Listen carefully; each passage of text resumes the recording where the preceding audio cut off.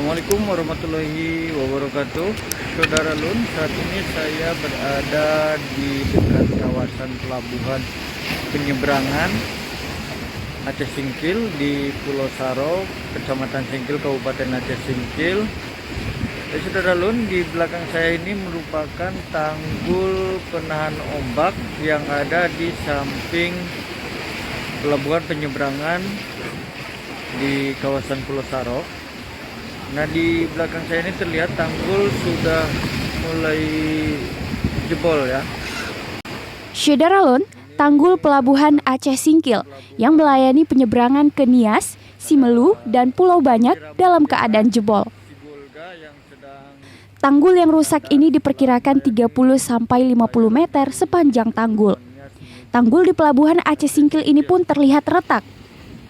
Menurut laporan Dede Rosadi, yakni wartawan Serambi Indonesia di Aceh Singkil dalam siaran langsung Facebook srambinews.com pada Jumat 18 Februari 2022, ia melaporkan kerusakan cukup parah.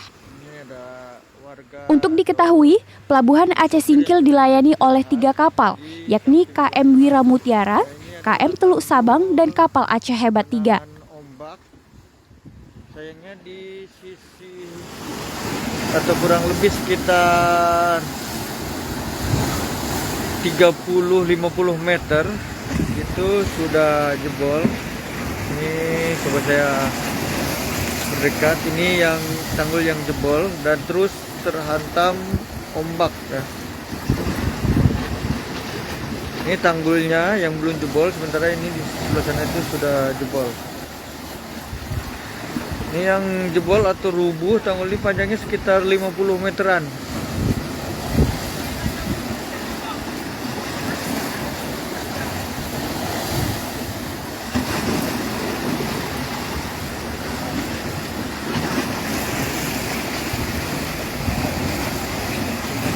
Sementara yang di sisi pelabuhannya ini banyak batu-batu pengaman.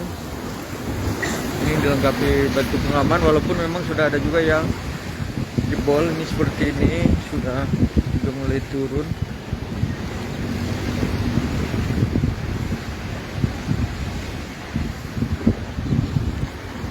Jadi tanggul yang jebol ini lokasinya bersebelahan.